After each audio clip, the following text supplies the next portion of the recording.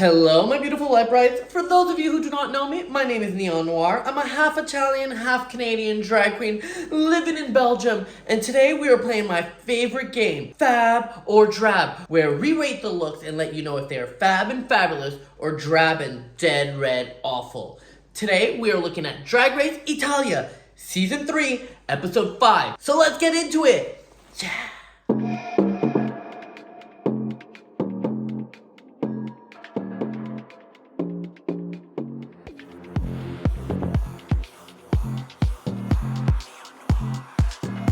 And this week's theme is back to school, where the queens must give us their best interpretation of school, whatever that means to them. First up is La Prada, and La Prada is bringing us back to Japan, where she said she is giving us her cosplay fantasy. What I'm saying is that this is giving back to school in the style of anime, or shall I say, Sailor Moon. So let's break down the look. The good part is that I love that she went with a conceptual idea. She didn't take the concept of school too literally. She brought it into another universe and take it to some of the most iconic schoolgirls in the world, Miss Sailor Moon. I do also like that she put her own little drag spin on it, where the whole costume is filled with sequins and glitter to, give it that little drag spice that we like. Now, there is a few things that I would change. First up is the fit. She went with this loose fit, which probably is in line with the character itself. However, this is drag. We like things to fit super duper well, and this did not do that. So I would have altered the fit. Next up, her hair. If you were giving me anime or Sailor Moon, then I would have expected this hair to be bigger. Some of the most iconic things of our favorite cartoon characters is their most ridiculous hairdos that stand up super high in the most obnoxious colors. And this feels like she's trying to play this, am I anime? Am I a real person? So I feel like that was a miss. How amazing would it have been with these big bows coming straight out and hitting the floor? A little bit reminiscent of what Aja did years ago on All Stars. But overall, I will say La Prada did give it a good go. It is not my favorite. It is very much in that teeter-totter category. But overall, it's a little bit flat for me. And that's why I'm going to have to go with a Drab. Sorry, honey. Next, we have Sypario. And Sypario is coming from head to toe denim. First things first. What school did you go to that allowed you to wear denim and let you wear denim from head to toe? Not in my school. We were all about the uniforms. So this was a little far-fetched. I don't know who this character is. However, the one thing about Sypario, she always brings it. Even though I don't understand the concept, from head to toe, it is a look, and it is a big look. It is a theater-esque look, and it is a look that gives you something. It feels something. When she turned the runway, I gave myself a little bit like, oh, I want to hate it because it doesn't follow the theme, but I do really love it. She really thought of every detail, from the nose ring to the rips to all of the shapes. And remember what I said, if you're not going to follow a theme, you better damn look good. And that she does. And that is why, for Sypario, we are going to have to go with a FAB. Next up, we have Melissa Bianchini. And Melissa Bianchini is giving us American football player. And I say American football because I know a lot of you are European and football is soccer in Europe. But she's giving us American football, and she is the gayest quarterback I have ever seen. I love Melissa Bianchini because actually if you look at the outfit, the individual pieces are really simple and a little bit off the rack, but she took it and brought a whole concept to it. First of all, she rhinestoned every detail, from the helmet to the shoulder pads to the crotch area. She really brought it from head to toe. On top of it, she took it where no one else did. She was like, what was the thing I hated most in high school? Sports. So let's make it drag, which is the best thing a drag queen can do. We get all of our inspirations from all of our most awful memories, don't we? But here's the thing, what I also love about Melissa Bianchini. She takes these silhouettes that shouldn't work in drag, these big shoulders, a face mask, and she turns it up and makes it super gorgeous. So in the end, Melissa Bianchini has a great concept, great look, and of course, I have to give her a FAB. Next up, up, we have Sissy Lea, and Sissy Lea is also bringing us back to high school in some iconic back-to-school looks. This time she is giving us Cher from Clueless. I will say that this was such a smart interpretation. It is a reference we all understand. It is a reference we all get. It is a cult classic from the 90s, and for that I do really, really love it. The only problem with doing such an iconic look is that people have been doing this look for ages, for Halloween costumes, for every party, and the question is, did she do it better than them? And the answer to me is, unfortunately not. She does definitely look good, and she definitely gives us a great concept, but I think that she needed to drag it up and do a little bit more.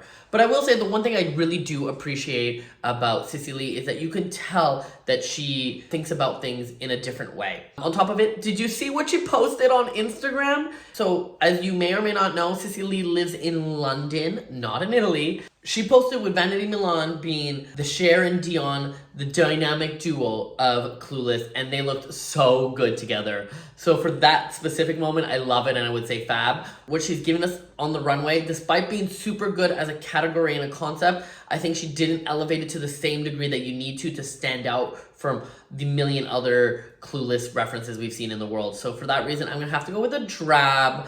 I really didn't want to do that, but it is what it is. It's the truth. And I'm an honest queen. Next up, we have Silvana della Magliana, and she's coming in with her little baby girl, I'm going on recess fantasy. Honestly, like, this is what you give us? Such a basic interpretation. She is a schoolgirl, but she's got a giant lollipop. What does a giant lollipop have to do with school? She's giving me more Candyland or Alice in Wonderland, but schoolgirl, I don't see it. I will say that the one thing that I definitely do appreciate is her hair. She went big, and we love that. But in terms of adhering to the theme, she doesn't really do that. She looks more like a preschool or a young child, but not back to school. There is no school reference in this look at all. And remember what I say, if you're not going to follow a theme, you better look good.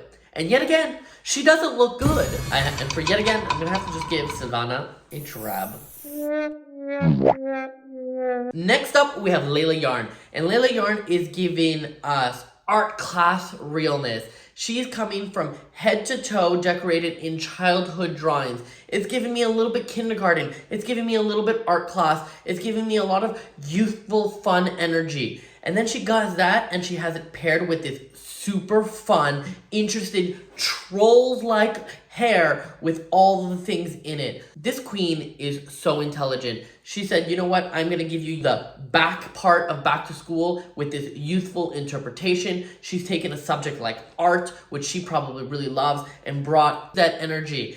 She even paired it with a sneaker, which normally you would say, God forbid you wear a sneaker on the runway. But with this look that is giving you that sort of childlike look, I think it works so well. You can really see that she thought about it from head to toe, and she didn't leave anything unturned. And can we just remember that this queen is 20 years old and is turning out stuff like that? People, take notice. This is a queen to watch. Honestly, I wouldn't change anything. I wouldn't have even come up with this idea. And that's what I love about it, is when queens bring me something that I wouldn't have thought of. And I wouldn't fix it in any way, to be honest. And for that reason, I'm going to have to give Leila Yarn a FAB. Next up, we have La Sheeva. And La Sheeva is giving us head-to-toe nerd fantasy. She's coming out wearing a full head brace. She's got the comfy sweater. She's got the hat. She's got all of the frumpy clothes. And you know what frumpy clothes gives you? A frumpy look, baby. You can see that she really tried to give you all of the accessories to help make this character come to life. And she definitely sold the character on the runway. Unfortunately, the look does look frumpy. The sweater is nothing special, something you can go buy at a shop. Yes, she did try to decorate it with some names and things like that on the back, but I just don't feel like it's enough. She's got this big hat, and because she's got this big hat, she's got this awful flat garbage hair that just looks not so good on her. And also, the color just blends in with her skin tone. Even if you were gonna do flat hair, I wish you would have done something a little bit more real, I guess. I don't even know. I don't know how to fix this. To me, there was clearly a concept, which is I really like, and you can see that she thought of all the details. I just don't agree with the overall idea. It was so typical, so expected, so anybody can do it, and so not good enough for Drag Race Italia. And that is why for La Sheeva, I have to go with a drab. Next, we have Morgana Cosmica, and Morgana Cosmica is giving us naughty schoolgirl. I love this look. So, if you guys have been watching this series, you know that Morgana was one of those queens that I did not necessarily love at the beginning. But as each week comes on, you can see that this queen is turning it up, bringing the looks, and giving us different concepts. I still don't see her having a clear aesthetic compared to some other queens, but that is just my thoughts on Morgana. But let's get back to the look. The look from head to toe tells a concept, is smart, is clear, is different. She's going with this teacher. She turns around to reveal this message on a chalkboard, and it is so special. If I did have to give one small critique, it would be that I wish that the chalkboard on the back of her back was actually much, much smaller. I feel like I knew that there was gonna be a message there. I knew something was gonna be happening because it is so big. If it was just small and she turned around just to like reveal that little peekaboo sign, I think would have just done it. And yes, I am saying that somebody in drag needs to go smaller, which I never say. But overall, for Morgana Cosmica, I'm gonna have to go with a FAB. She just makes me happy, to be honest. Next up, we have Lina Galore, and Lina Galore is giving us the full chalkboard with the piece of chalk. She's coming out with this avant-garde look on Back to School. She said, you know what? I am not going to give you the nerd. I am not going to give you the jock. I am not going to give you a character in school, but what I'm going to give you is the chalkboard itself. She's coming in with this black leathery interpretation, avant-garde interpretation of a chalkboard. It is a black gown with a white piece of chalk sticking out into it. She's got sharp nails that makes you feel the screeches of the chalkboard when she rubs herself against it. I think this is so conceptual. This is how you do a theme like Back to School. You don't take it literally, you interpret it, and I love that at least one queen did that. There is one small thing that I would change, and it is the headpiece. She's got spikes coming out of it, which I just don't understand how this has to do with chalkboard. I think it could have just been like flat or no hair at all. But other than that, she looks cool. It's interpretive, it's smart, and for that reason, I'm gonna have to go with a FAB for Miss Lina. So that is it for this week's episode. But more importantly, who got my drab of the week? Well, my drab of the week has to go to La Sheeva. I know. La Sheeva has been one of my favorite contestants all season, but this week it was just a complete miss. Honestly, normally I come on here and I tell you what I would have changed, what I would have done differently, but honestly, I can't even tell you. It is that bad. So that is why La Sheeva has my drab of the week. But enough about the bad, let's talk about the good. Who had my fab of the week? Well, my fab of the week has to go to Lina Galore. Although we had some interesting looks, I decided to give it to Lina Galore because she is the one who took it in a completely different direction. She went completely conceptual with it. On top of it, if I think back with all the drag races that exist right now and the amount of shows that are going back, she is probably the only look that I will actually remember in a few years from now. Congratulations, Lina. You did it. You are my fab of the week. So that is it for this week's episode. Do you agree or disagree with what I thought? Go ahead and leave a comment down below because I do read every single one of them. And while you're there, hit the like and subscribe button because I'm trying to get to 1,000 followers by the end of this series. Once again, my name is Neon Noire and I'll see you next week. Bye-bye.